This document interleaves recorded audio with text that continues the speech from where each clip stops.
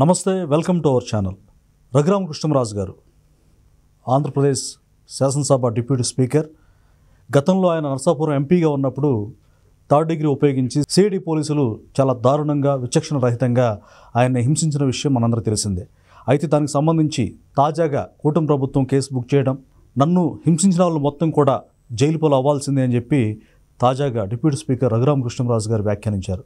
దీనిపై మనతో మాట్లాడడానికి సామాజిక రాజకీయ విశ్లేషకులు అంకమరావు గారు మనతో ఉన్నారు.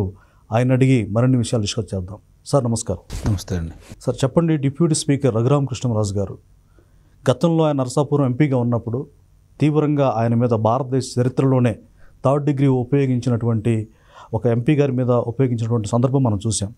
అయితే ఆయన తాజాగా నన్ను ఎవరైతే హింసించారో వాళ్ళు మొత్తం కూడా జైలుకి వెళ్ళడం ఖాయం అంటున్నారు.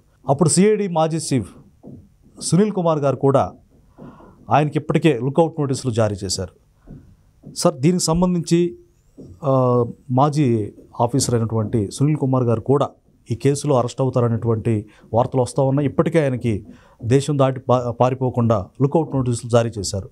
ఈ కేసు పురోగతి ఎలా ఉంటుంది, ఎంతమంది అరెస్ట్ అయ్యే అవకాశం ఉంది, దీని మీద మీ విశ్లేషణ ఏంటి సార్? ముందుగా అసలు రఘురామకృష్ణరాజు గారిని ఆ రోజు పుట్టినరోజు సందర్భంగా ఆయన కుటుంబ సభ్యులతో గడపకూడదని, పుట్టినరోజు నాడే ఆయన్ని ఇబ్బంది పెట్టాలనే ఉద్దేశంతో కావాలని ఆ రోజు ఎవరైతే ఆనాటి ముఖ్యమంత్రి గారి ఆదేశాల మేరకి ఇది జరిగిందనేది ప్రపంచం మొత్తం తెలుసు.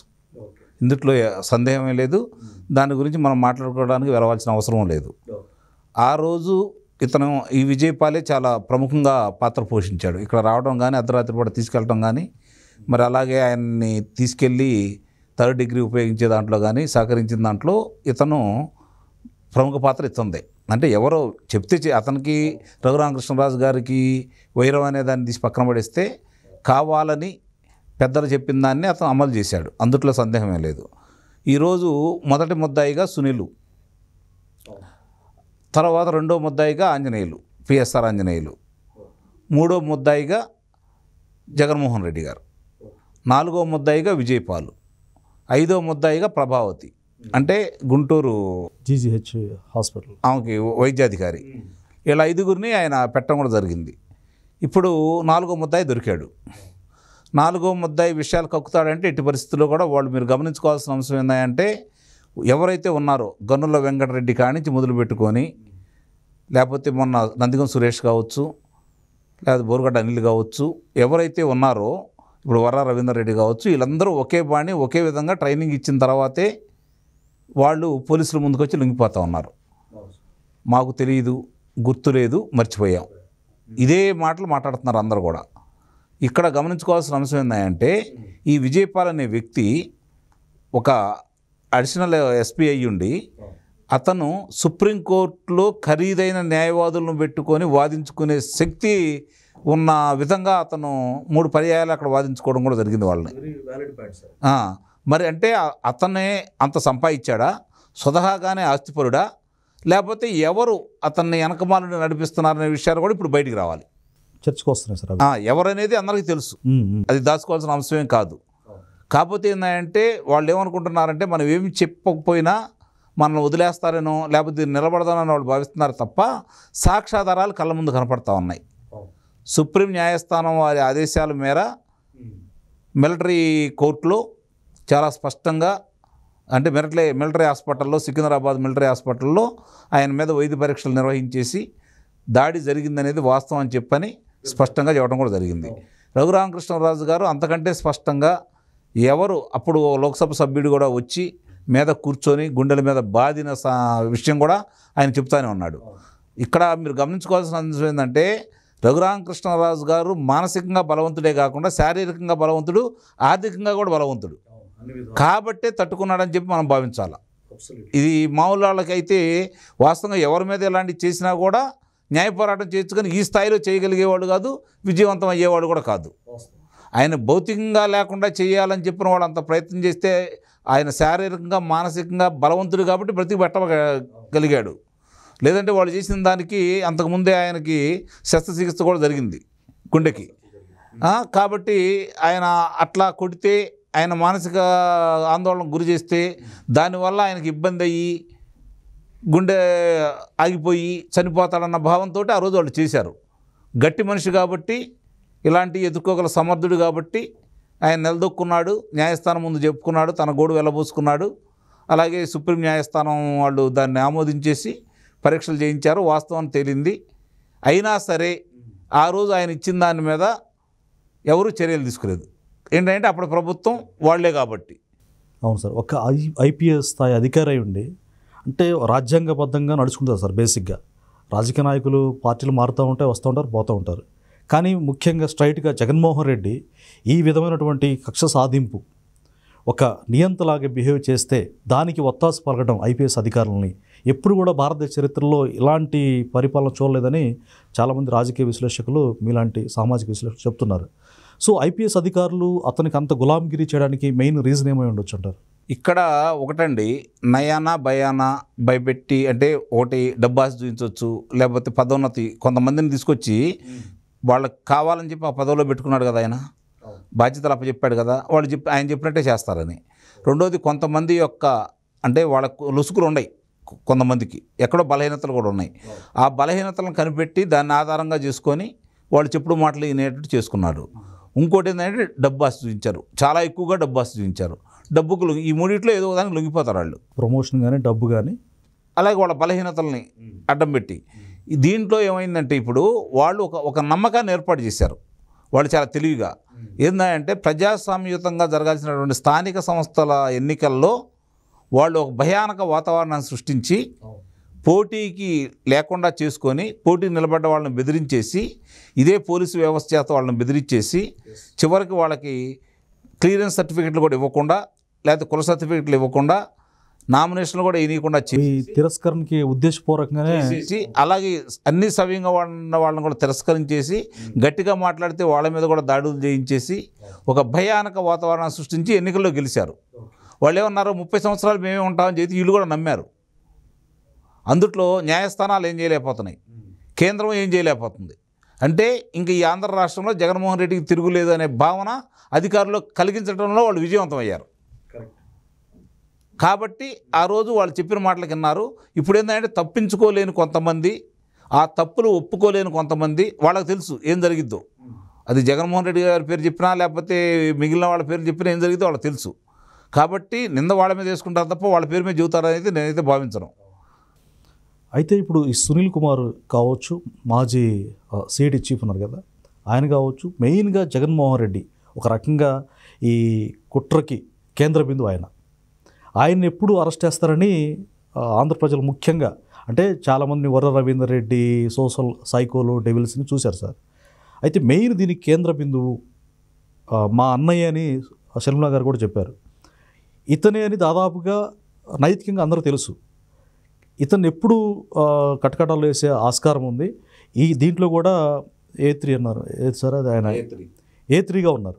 సో ఇతన్ని కూడా ఈ కేసులో as early as possible arrest చేసే అవకాశాలు ఉన్నాయంటారా? నాకు కనుచూపు మేరలు అయితే కనపట్టలేదు. ఎందుకని సార్, రీజన్ ఏంటి? ఎందుకంటే జగన్మోహన్ రెడ్డి ప్రస్థానంగా మనం చూసుకుంటా ఉంటే ఈరోజు అతని మీద అభియోగాలు వస్తున్నాయి, ఆధారాలు కూడా చూపించాలి కదా, ఆధారాలు చూపించాలి కదా. వాళ్ళు ఆయనే చెప్తే మేము చేసామని చెప్పాలిగా ముందు. అవును, వీళ్ళు తెలియదు, గుర్తులేదు, మర్చిపోయానే పదాన్ని వాళ్ళ మీద తీసుకోవడానికి సిద్ధపడుతున్నారే తప్ప ఫలానా వాడు మమ్మల్ని చేయమంటే చేసామని చెప్పి చెప్పుకోవట్లేదు కదా. కాబట్టి ఇప్పుడు ఏదన్నా ఒక వ్యక్తి హత్య చేశారు, ఫలానా వ్యక్తిని ఫలానాడు హత్య చేశారని చెప్పని న్యాయమూర్తి దగ్గరికి తీసుకొస్తారు. న్యాయమూర్తి కేసు వివరాలు పరిశీలించిన తర్వాత మొట్టమొదటి రోజే న్యాయమూర్తికి తెలిసిద్ది ఇది ఎవరు చేశారు, ఎవరు చేయలేదని. కానీ సరైన న్యాయం అంటే సాక్షులు చెప్పేవాళ్ళు లేక, ఆధారాలు సరిగ్గా లేక, హంతకుడు ఫలానాడు సంగతి తెలిసినా కూడా అతను హంతకుడని చెప్పలేరు. ఎందుకంటే వాళ్ళకి కావాల్సిన సాక్ష్యాధారాలే, మనసాక్షి కాదు, కోర్టుకు కావాల్సింది సాక్ష్యాధారాలే. ఇక్కడ కూడా అదే పరిస్థితి, జరిగే పరిస్థితి కూడా అదే పరిస్థితి. ఇతను సంతకాలు పెట్టలేదు. కాకపోతే ఇక్కడ ఏంటంటే గూగుల్ టేక్అవుట్ ద్వారా కాల్ డేటా ద్వారా అతను వీడియో, అంటే ఇక్కడ ఏం జరుగుతుందనే దాన్ని వీడియో ద్వారా వీక్షించాడనేది బలంగా చెబుతున్నారు. కాబట్టి దాని ఆధారాలు ఏదన్నా ఉంటే దానికి సంబంధించినంత వరకు అవి బయటకు వస్తే అప్పుడు అతని మీద చర్య తీసుకోవడానికి అవకాశం ఉంటుంది నిస్సందేహంగా. ఎందుకంటే ఒక ముఖ్యమంత్రిగా ఉండి ఆ విధం అంటూ చేస్తే రాజ్యాంగ విరుద్ధం కాబట్టి అప్పుడు దాని మీద చర్య తీసుకోవడానికి అవకాశం ఉంటుంది. అది వీళ్ళ దగ్గర ఉంటే మీరు అన్నట్టు జగన్మోహన్ రెడ్డి గారిని ముందో వెనకో అదుపులో తీసుకుంటారు.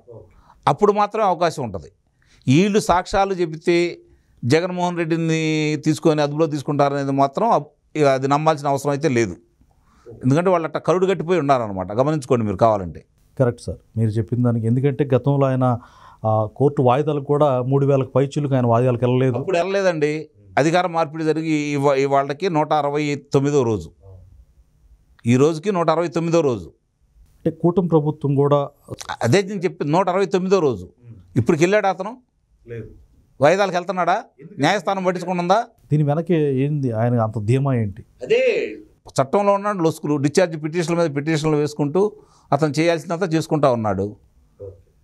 కాబట్టి అతనికి అన్ని, ఇప్పుడు న్యాయమూర్తికి ఎన్ని తెలుసో నాకైతే తెలియదు, కానీ చట్టంలో ఎన్ని లొసుకులు ఉంటాయో ఇతనికి మాత్రం తెలుసు. అంటే ఒక సీనియర్ రోగి బెటర్ అన్నట్టు. డాక్టర్ కంటే రోగి మామూలుగా ఎవరైతే రోగి ఉంటారో వాళ్ళే గొప్ప. ఇప్పుడు అతని పరిస్థితి కూడా అదే. అయితే ఈరోజు దీనికి సిమిలర్ విషయం కాబట్టి అడుగుతున్నాను సార్. ఈరోజు షర్మిల గారు గవర్నర్ గారిని కలిసి మా అన్న సంఘ విద్రోహ శక్తి, ఆయన సమాజంలో సొసైటీలో ఉండడానికి వీల్లేదు, ఆయన్ని ఖచ్చితంగా యాక్షన్ తీసుకొని జైల్లో పెట్టండి అని ఒక అర్జీ ఇచ్చారు. సొంత చెల్లెలే, ఒకే రక్తం పంచుకొని పెట్టిన అన్నా చెల్లెలే షర్మిల గారే ఇది చాలా సీరియస్. కూటమి ప్రభుత్వానికి కూడా లేఖ రాశారు, సీఎం గారికి బహిరంగ లేఖ.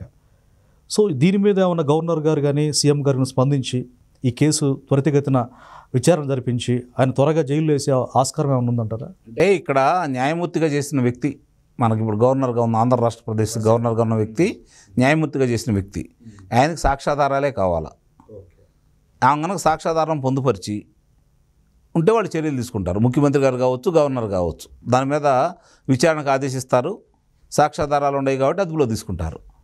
చెప్పినందువల్ల తీసుకోరు కదా.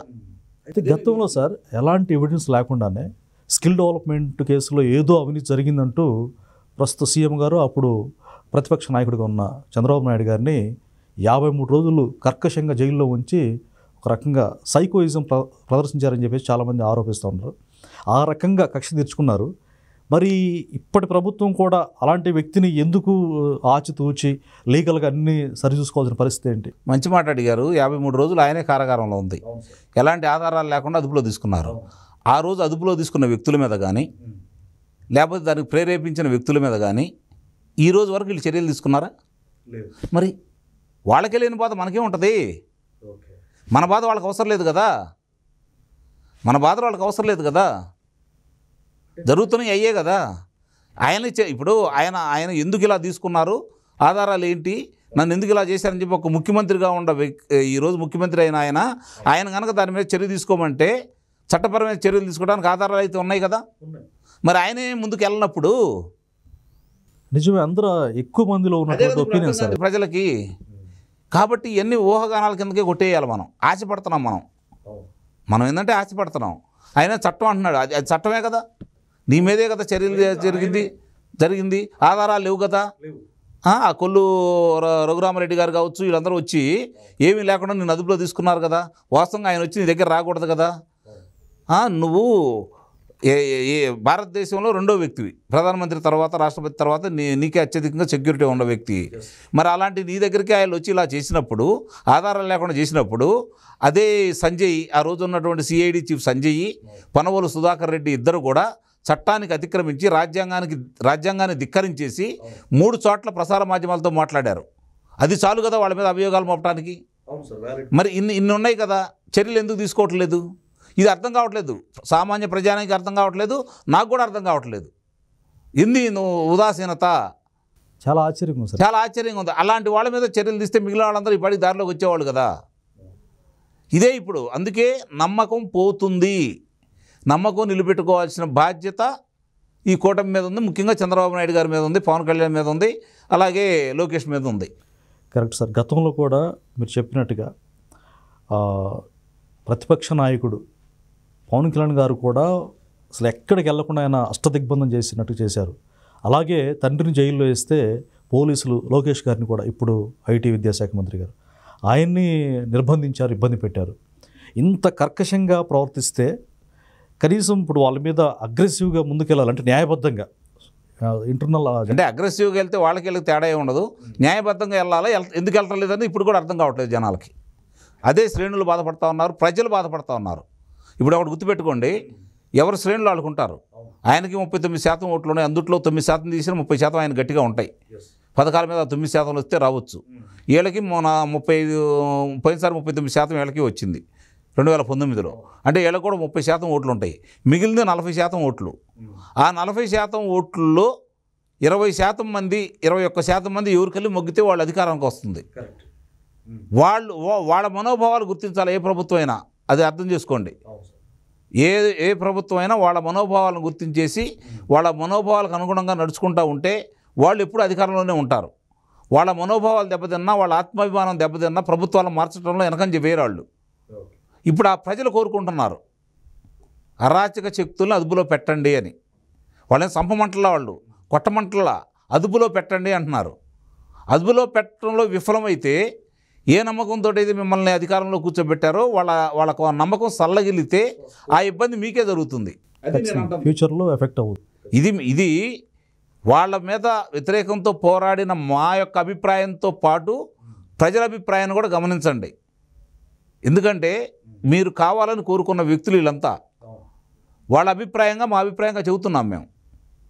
ఇది మీ మీద వ్యతిరేకత సూచన అంతే. నిస్సందేహంగా కొంచెం కఠినంగా ఉండొచ్చు, మీకు బాధగా కూడా ఉండొచ్చు.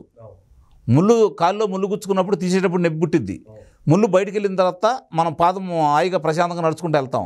కంట్లోనే అంతే. నలగ తీసేటప్పుడు అట్టానే ఉంటుంది. నలగొండంతసేపు చాలా ఇబ్బంది.